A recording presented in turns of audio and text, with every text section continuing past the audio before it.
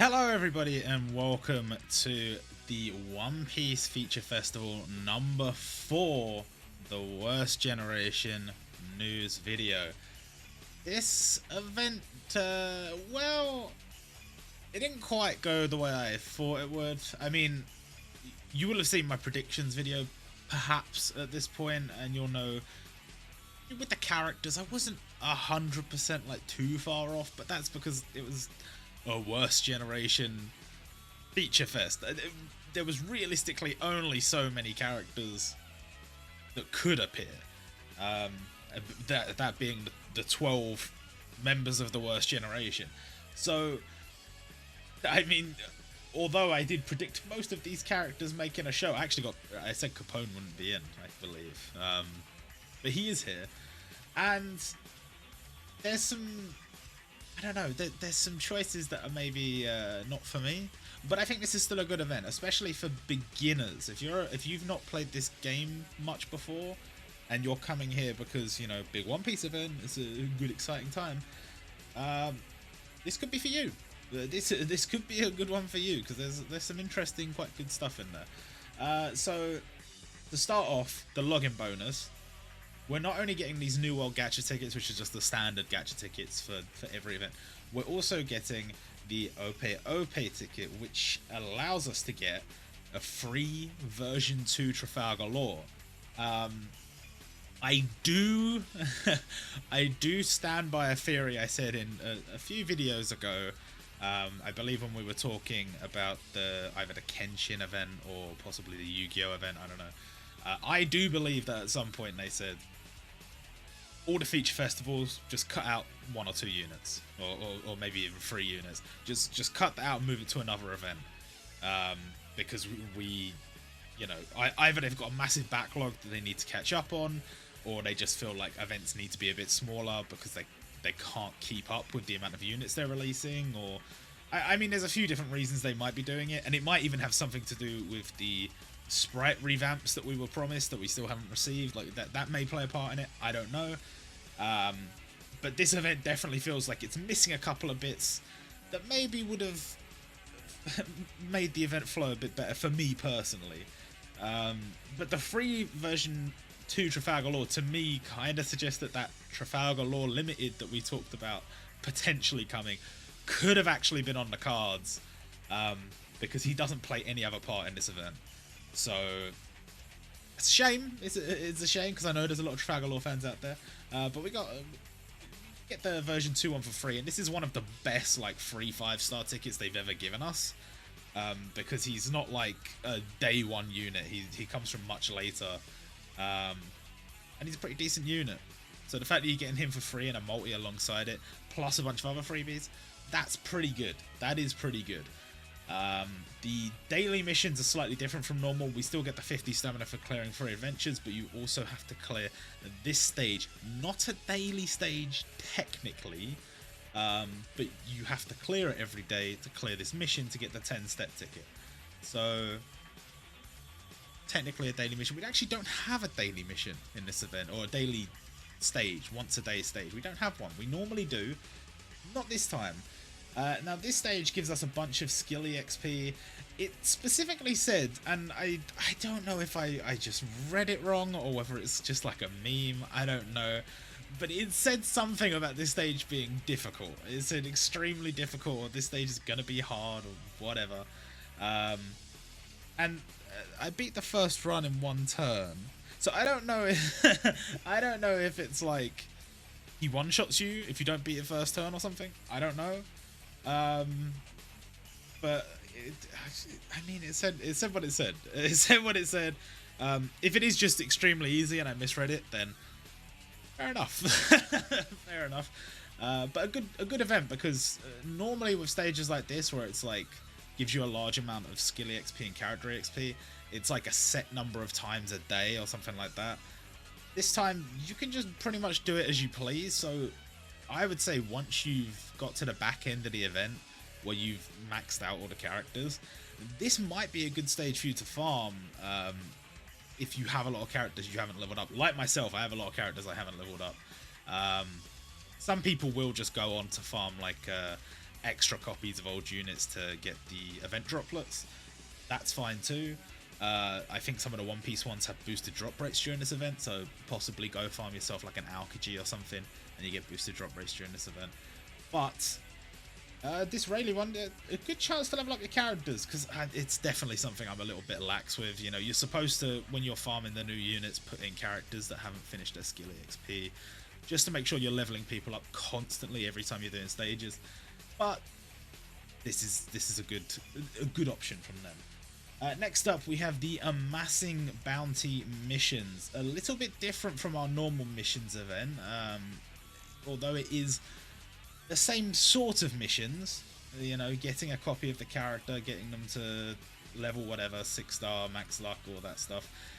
All the missions are on the website if you need to check any of them up, but they're all pretty straightforward. I mean, exactly what you'd expect. Beat these stages, it doesn't even say beat Unity Battle, challenge Unity Battle. You know, obtain the berries. Like, it's all pretty straightforward, but the rewards a little bit different than normal. You see, you unlock these notoriety points, and in exchange for collecting those notoriety points, you unlock these emblems here. And the emblems, something that has not been implemented yet. Technically, what you will get by clearing these stages is an item, not an emblem, and it will go into your inventory. But once the emblems update does indeed drop, which is going to be in August, you'll be able to equip these to your account. You can see here they show some characters, a Luffy and a Zoro, with their respective emblems above their heads, the Straw Hat and the Pirate Hunter emblem. And they look kind of cool. And it does say it's like a limited time thing, but they say that all the time with like the stamps, and then they bring them back anyway. So it's not that it's not like I think they're not going to come back at a later date, but it's always good to get these things first time around, so you don't have to worry about it later. And if you are interested in any of these, worth going for. I think the Trafalgar Law one's going to be quite popular, and you have to do quite a lot of the missions to get the Trafalgar Law one, but realistically you should be aiming to get all of these. And once you have done all of this, and you've got your 1.5 billion bounty, and you've got your Monkey D. Luffy emblem, you'll get 700 rubies for doing that, 200 for getting 6, and then once you reach 12, another 500. So definitely worth doing. 700 rubies is quite a tasty amount. And yeah, I guess emblems are just another aesthetic thing. It's kind of nice. It's not a big deal. Out of these, my favorite is probably Trafalgar Law as well. Yeah. Some of these are, I don't know, probably Trafalgar Law. And speaking of which, I mean, this is one for each of the 12 of the worst generation. There are some exceptions in this event. There is no new Luffy in this event. There is no new Trafalgar Law in this event. Killer, despite making appearances on the banner, is an enemy-only character, so he is not obtainable during this event.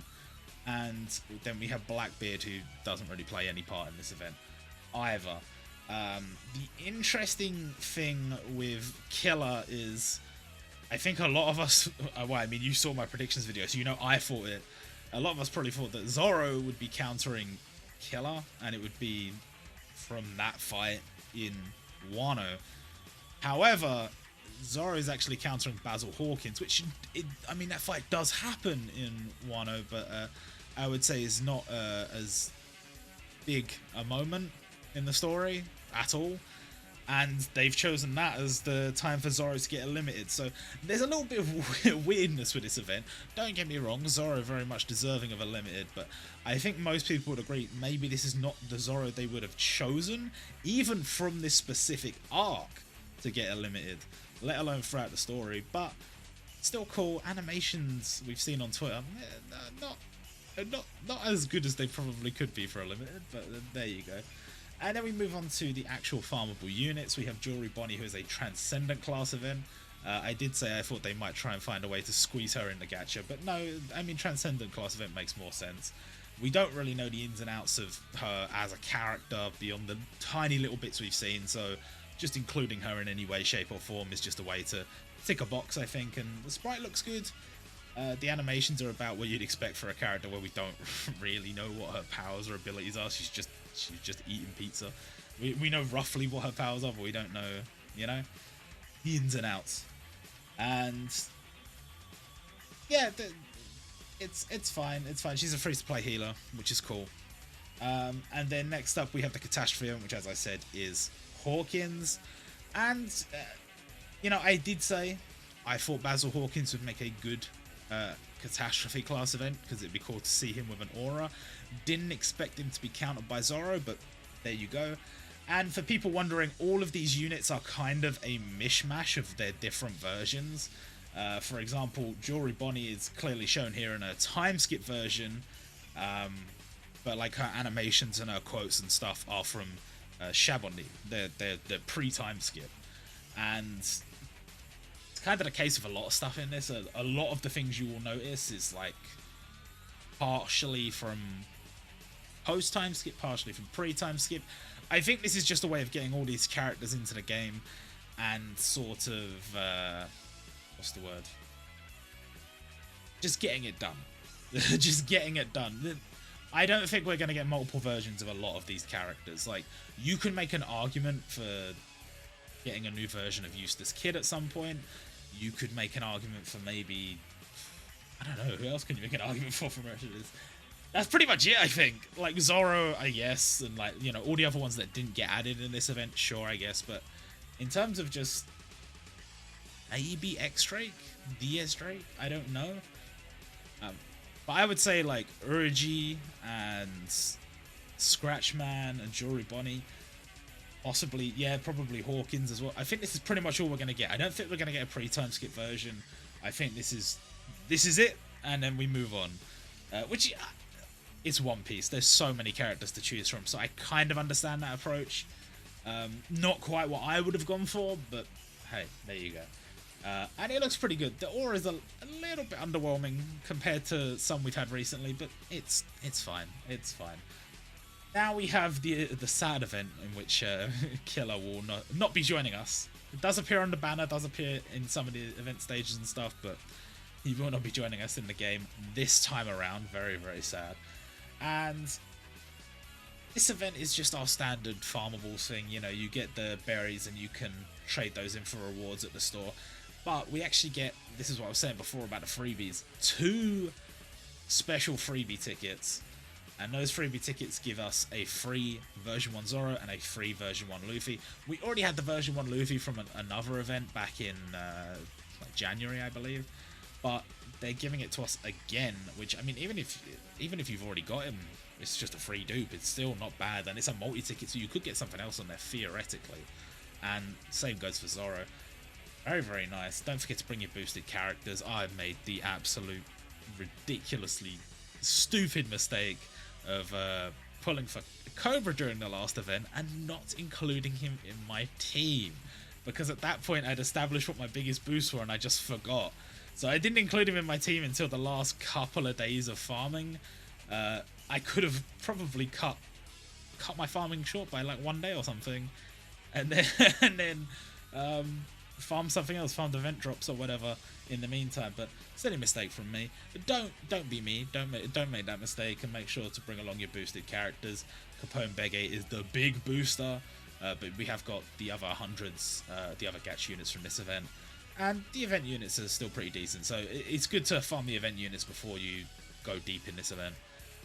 And they will be adding new stuff to the store. I believe it's like some jewel fragments and whatever on set dates shown here. So you will have to farm this a few times throughout the event, or just stock up at the start of the event, but I wouldn't necessarily recommend doing that. Just go for your units first, and then I would worry about this after. That's what I'm going to do anyway. And very nice that they're giving us this for free. I mean, obviously they're quite old units at this point, but still nice. Still nice. Now we have Scratchman of Pooh, and people that have watched like the old OPTC videos and stuff, they will know I am not a fan of this man, but I must say the sprite is good. He somehow looks really good in the Jumputi style. I can't describe it. Like, Basil Hawkins looks like Basil Hawkins. Like, it's a decent sprite. Like, it looks like him, job done. Jory Bonnie, I think, actually looks pretty good in the Jumputi style, like, especially on the banner.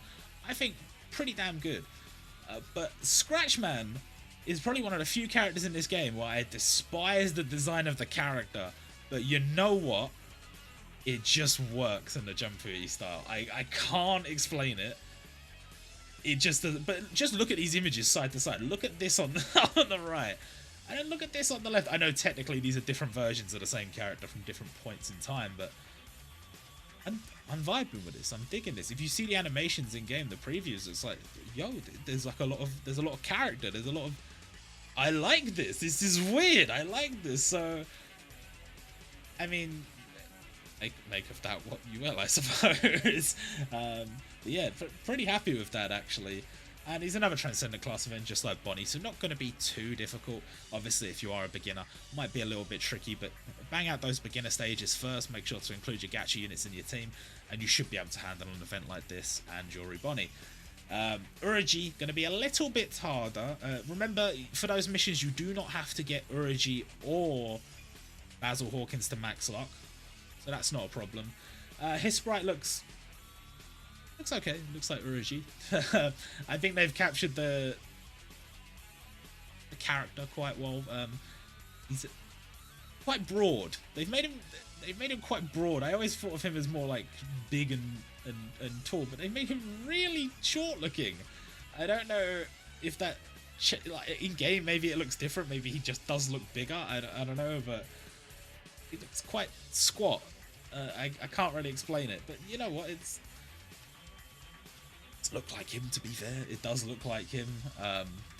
This one doesn't really excite me. I don't know what it is about him. I think he is actually a somewhat popular character compared to maybe some of the other Supernovas, but I think he hasn't really done too much, and there's no real indicator of what he will do in the future of the story, so I don't really know what to make of him as a character at all, but I guess cool to see him on the roster.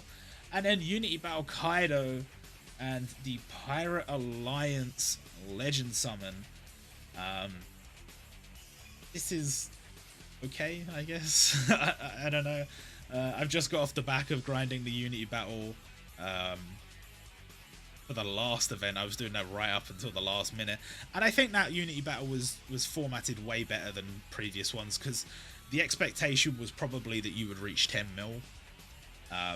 Which for some people would have been like, even though it was a very easy event, would have still felt like quite the grind.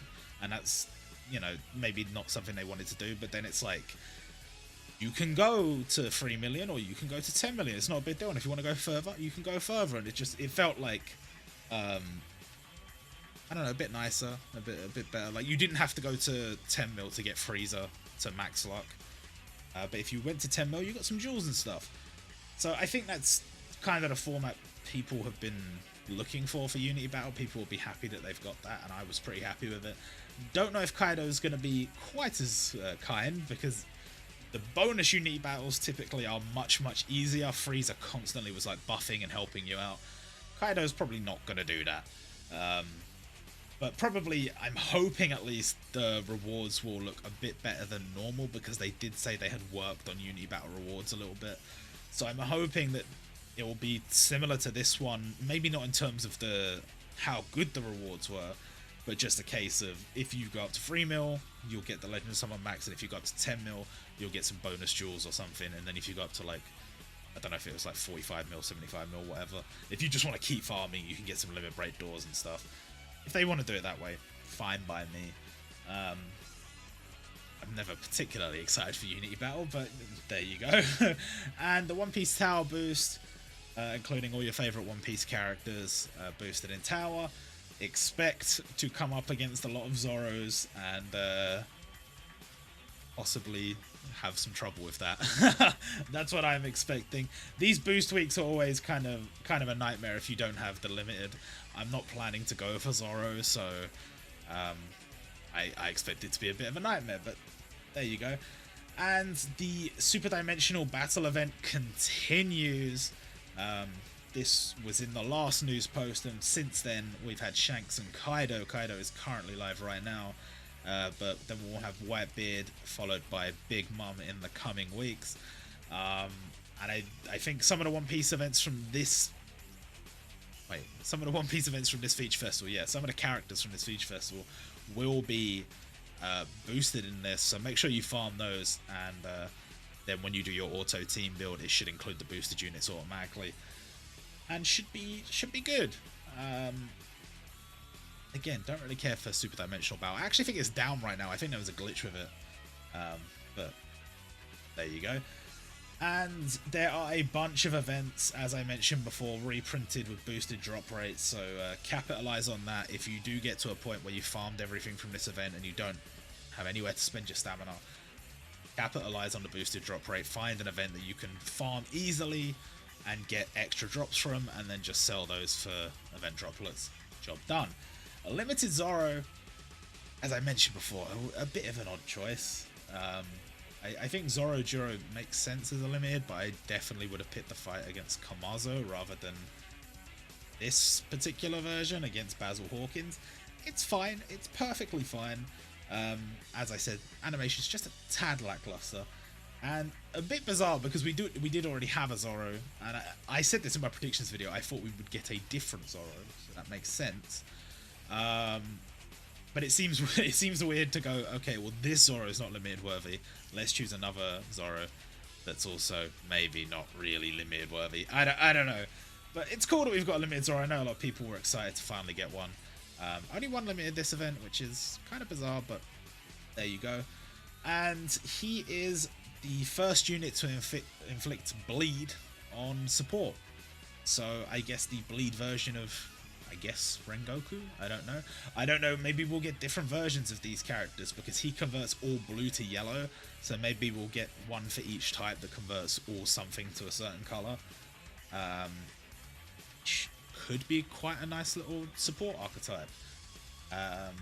They've actually been a little bit weird about the support archetypes recently, because if you look at the like Transcendent class units, they've been going through like sets of units that do a buff plus bubble reduction for different classes, different types, whatever. So they've been trying some stuff. I can respect it. Personally, not going for Zoro, but if you are wondering, he's pretty decent. So if you feel the need to go for him, I would say it's fine. He is very, very usable. He's got the curse reduction by 3, which is good, and he's got the bubble conversion on support. Not the rainbow one, but still nice to have, and his damage output's going to be pretty decent. Although I'm not a big fan of fixed damage. I've said this before, but you know, it's fine. And then the standard gacha, Drake, Kid, and Capone. I think it's fair to say that these three probably deserve to be the gacha the most. I know I dropped Capone from my event, but I had my reasons for that. I did say that I thought he'd be included in like a Whole Cake Island little thing that they might do at some point, but this is fine. Capone being put in is fine. Drake is, you know, playing a big role in Wano. Kid is playing a big role in Wano. Capone played a big role in Whole Cake Island, so these all make sense to me. There is definitely an argument that you could have just made this a 4-character gacha and put Killer in there, seeing as they've already made the sprite. It could have easily been included. But no, I guess not. And for me, that's just the biggest, weirdest point is the lack of Killer here, because I know he is very popular, and I know a lot of people would have been excited to see him, but. There you go. We've got our gacha, and I think for me this is probably one of the best formats. Arguably, the ones where you can get a guaranteed new unit on the third multi have their benefits, especially if you don't care which character you get. But this is fine. I mean, the only downside to these ones is on the third multi, you could, like in this case, you could get Rob Lucci or Marco. Instead of one of the new units, which would kind of sting.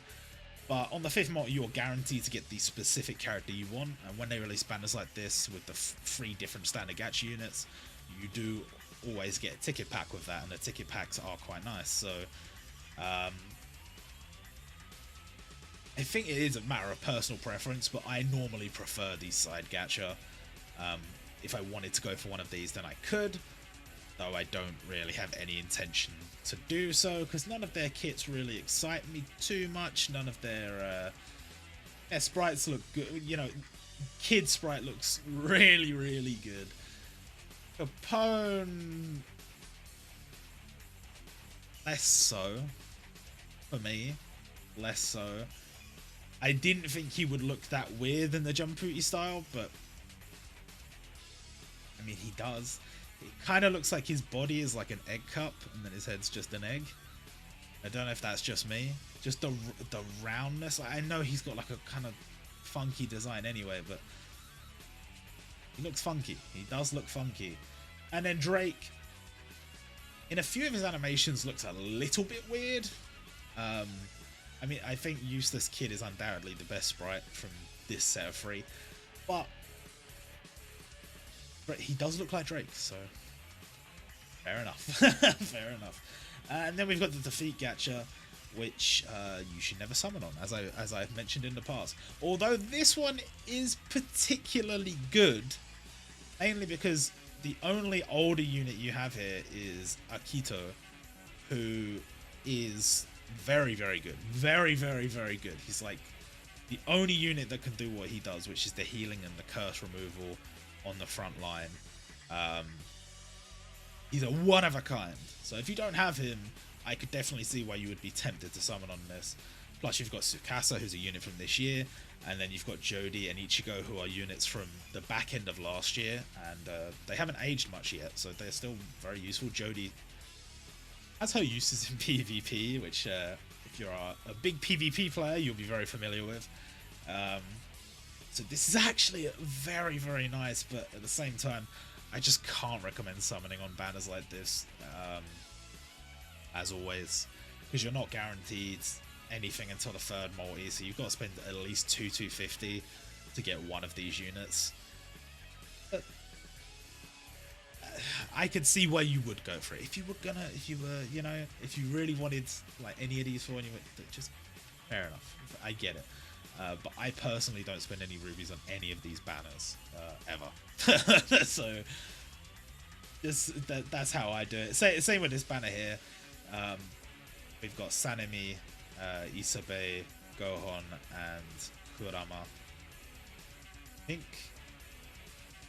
I think Sanemi's the only unit here from 2021, and all the rest from like the first half of 2020. And again, I could see why you'd be tempted, but I am personally not going to summon on this, and I recommend that you don't. Then we have the Great Age of Pirates gacha, which is kind of insane. We have these One Piece gacha pretty much every time there's a big One Piece event, and you get guaranteed 5-star every multi. So guaranteed 5-star for 500, guaranteed 5-star for 750, and then on your 3rd multi, 1000 rubies, you get 3 guaranteed 5-stars, and they will all be One Piece units. It doesn't include any of the new ones, but it does include all the old hero grade One Piece units. Good, it's kinda good. Again, I personally won't be spending on this, but if you're new to the game and you really like One Piece, it's not bad. It's not bad at all. And you've obviously got the 4 standard gacha from last year as well, so it would be hard to recommend going for this, but it's not bad. It's not bad compared to some of the others. And then we have the limited gacha. Side A, for me, definitely looking more appealing than Side B. Some older units on Side B. But some of the information on this is still unconfirmed because we don't have release dates for this yet. So it's possible there are other featured units. We don't know that for sure, and we don't know if there's like a set unit guaranteed on a certain multi. It should be 7th multi random pickup unit, but sometimes they go a bit funky and they guarantee a unit on the 7th multi. But if you see anything in a news post mark with coming soon, that means we don't have the full info. So still looks good though. Still looks good. And again, it's a case of if you're a big One Piece fan and you're new to the game and you have your rubies that you start off with, and you're thinking, what should I spend it on? this isn't an awful choice. It's not what I would choose, but it's not an awful choice. I personally think if you're a One Piece fan and you're new in this event and you want to summon for a One Piece unit, just go for Zoro. I could see why you would be tempted, for sure. For sure. And then the ticket packs, I always buy these ones because you get guaranteed new unit and you don't have to do any summoning, so it's pretty nice. And I never buy this one because you get a lot more stuff, but for me it's not worth it. 4,900 yen is so much more than 1960 yen, and you're only getting like 300 more rubies. And yeah, you get the jewels, and some people would say they'll put that to good use, in which case fair enough. But I think considering how cheap this is, and as small a chance as it is, there is a possibility that on the second or the third ticket you could get another 5-star from this batch, which you don't have that with this pack. Gives it an edge as well. Gives it a little bit of an edge. I've never got a 5-star on the second or third ticket, but someday, someday. But the main thing is it's much cheaper. It's much cheaper than this pack, so for me, it's a no-brainer. And then we have the Great Age of Pirates Choice Pack, which is you get to choose pretty much any one of these characters, I believe. They might not include some of the version 1 5-stars because they're a lot older, but One Piece hero grade units on a choice ticket. And again, I just would not buy this. In fact, this I would say is more heinous than this, because with this you get the jewels, you get, okay, admittedly less rubies, but you get the guaranteed new unit, you get the hero grade doors and all this extra stuff. And with this one you just get 1,000 rubies, which is nice, and the choice ticket, and it's all a bunch of older units that are available on choice tickets already. So not what I would do. Not what I would do. And then these two we don't have a date for yet. This one's kind of interesting. They made it 490 yen, 100 rubies, and a choice ticket fragment. And you can buy it every day. So after 10 days, 4,900 yen, you can get a choice ticket. Which, now that I'm thinking about it, is the exact same as this, because it would be times 10, so that'd be 1,000 rubies, and it'd be times 10, it'd be one choice ticket. But there are two things to consider. One, this choice ticket will have all of the units in the choice ticket pool, and this one will only have the set One Piece characters. So this choice ticket is better, but because this requires 10 separate purchases, there is also an argument that you may have to pay certain transaction fees. I know if you're in the UK, occasionally you have to pay a non-sterling transaction fee because you are making a purchase that isn't in Great British pounds. So sometimes it can work out that this would be worse off than this. Personally, would not be buying either, but that's just me. And then this pack is like the medium pack. I call this the medium pack because the value is okay. 3680 yen for 1,500 rubies. It's okay. But they definitely have better sales packs that I hope will come back at some point before the next event. And yeah, that's pretty much it for this video. As you can see, I've left a little button there for Ko-fi if you do want to support the site, and you do want to help us keep the server up and running. And all in all, I think this event is it's okay. It's okay. I was a little bit disappointed with it on the first day, but if you think about it, I was never really going to summon for the One Piece characters, so it's a little bit weird for me to be getting too upset about it. Some of the sprites came off really well, some of them less so. It's fine. All in all, we got a lot of characters added to the Jumputi roster that I think are good to have in there. And yeah, let me know your thoughts in the comments. Are you going to be going for Zoro? And who's your favourite supernova? Let me know. And I will see you all next time.